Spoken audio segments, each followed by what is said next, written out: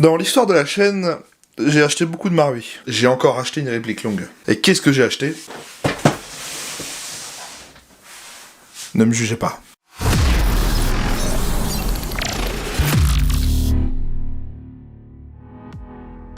Bonjour à tous et bienvenue dans cette nouvelle vidéo unboxing. Je vous présente aujourd'hui ma nouvelle réplique longue que je me suis achetée. Encore une fois, c'est une réplique de chez Tokyo Marui. Ok, bon, alors, j'ai acheté un MK18 Next Gen Recall Shock de Tokyo Marui. Pourquoi un MK18? Alors, tout simplement parce que, un peu plus de 2 ans maintenant, j'ai fait la review du MK18 GBBR Tokyo Marui, le MWS, qui est juste excellent. Tous ceux qui l'ont pourront le témoigner, franchement. Tous ceux qui ont une mécanique MWS pourront témoigner, c'est juste excellent, enfin bref. Moi, je ne suis pas très branché GBBR, parce que le prix des chargeurs me rebute un peu, hein. Honnêtement, 60€ de chargeur, ça commence un peu à me faire chier. Donc du coup, je suis très branché AEG, je possède un Scarache Next Gen Recall Shock, le MP5A5 Next Gen. Dans toutes les répliques que je souhaite avoir, il y avait un MK18. Donc forcément, il fallait bien que je m'en prenne un. Mais j'ai hésité entre deux choix, soit un VFC et je change tout l'interne, soit le Tokyo Marui qui est excellent en perf, mais il y avait un système de batterie propriétaire, on va y revenir juste après. Au moment où je tourne la vidéo, le projet suivant est de faire enfin mon M14. Le M14 Sima que j'ai acheté il y a 1 an, je vais enfin le faire upgrade par Vince, hein. D'ailleurs c'est Vince qui l'a chez lui. Mais voilà, aujourd'hui je vous présente donc le MK18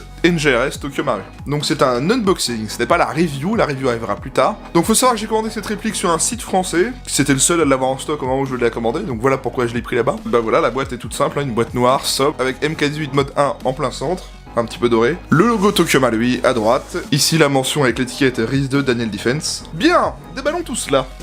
Et voilà l'intérieur. Oui, il est vraiment plutôt joli. Voilà, je suis très content. Voici donc ma nouvelle réplique longue, la MK18 NGRS. Bon, alors comme d'hab, on a bien sûr un chargeur en métal, mid-cap, donc les chargeurs propriétaires NGRS de 82 coups ou 30 coups qu'on peut modifier. Donc c'est les mêmes qu'on trouve sur les M4, Submod, etc. Bon ça, je vous expliquerai après. On a l'adaptateur pour charger les batteries propriétaires avec la boîte d'accessoires juste en dessous. Je vous montrerai le contenu dans la vidéo review bien sûr. Sur le dessus, hein, là on a le compartiment avec le manuel juste ici.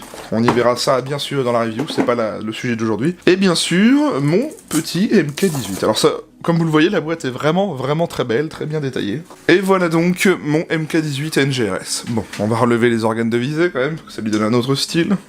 Faut savoir que je l'ai commandé et je l'ai fait livrer directement chez Vince, hein, Gearbox Custom Airsoft, parce que on a voulu faire quelque chose. On n'a rien modifié en interne, si ce n'est qu'on a ajouté un MOSFET. Pourquoi un MOSFET? Vous n'êtes pas sans savoir que les répliques type M4 Tokyo Marui, AEG, disposent d'un système de batterie propriétaire de merde qui s'appelle le système Submod. Pour m'expliquer, je l'avais déjà présenté dans la review du 416 Delta, à l'arrière de la crosse, quand vous ouvrez la crosse, vous avez un système de batterie où vous devez y mettre la batterie en double élément, là, et NiMH se clipser à l'arrière de la crosse. Je ne voulais absolument pas de ce système de batterie NiMH de merde, donc j'ai discuté avec Vince et on a vu ensemble ce qui était le meilleur à faire. 2 solutions se sont proposées. Soit j'ai acheté le kit Lelax pour pouvoir y mettre la connectique Tamiya, ou alors, c'est l'idée de Vince, il m'a dit, pourquoi on mettrait pas directement le MOSFET Jeftron pour Tokyo Marui NGRS. Alors dans l'idée je me suis dit, ok, ouais ça peut être intéressant, et bien c'est ce qu'on a décidé de faire, donc du coup j'ai acheté la réplique, j'ai acheté le MOSFET, j'ai fait livrer les deux choses directement chez Vince, Vince m'a fait le montage, donc ce qui fait qu'au final j'ai une réplique Tokyo Marui avec un petit MOSFET Jeftron, donc réactivité vraiment accrue, mais tout en laissant d'origine l'interne, c'est-à-dire gear d'origine Tokyo Marui, enfin tout le système pneumatique d'origine Marui. Il faut jouer avec cette réplique à la 7.4, on pourrait mettre une 11.1 là-dedans via le MOSFET, mais là je niquerais complètement les pièces en interne. Donc par sécurité je vais jouer qu'en 7.4. Mais vous allez voir qu'avec ce petit MOSFET en 7.4, c'est pas dégueu.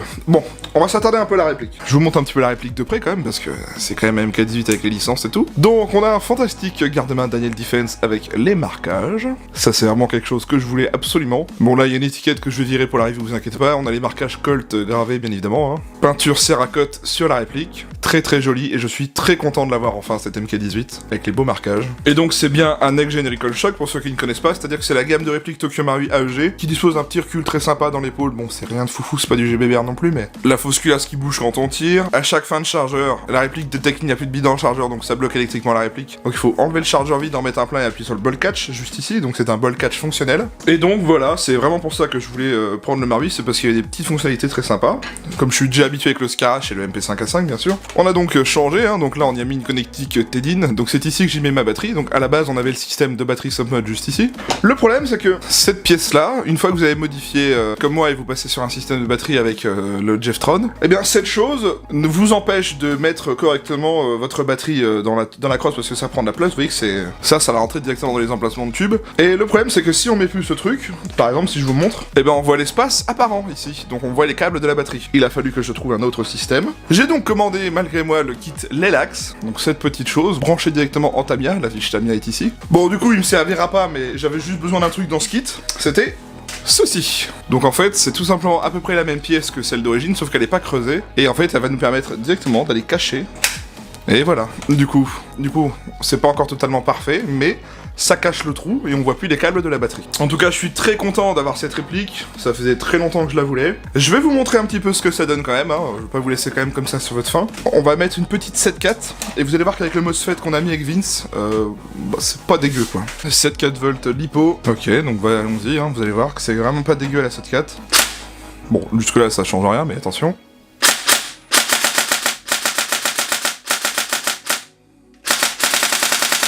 Elle est d'origine, hein. Il y a rien de modifié, il y a juste un MOSFET. Donc voilà, je suis assez content. Vous voyez que ça torche quand même pas mal. Hein. Voilà, je suis très content. Je voulais la MK18 Tokyo Marui depuis très longtemps. En tout, il faut savoir que j'en ai eu quand même pour une certaine somme. Rien que la réplique en elle-même m'a coûté 600 € sur le shop français.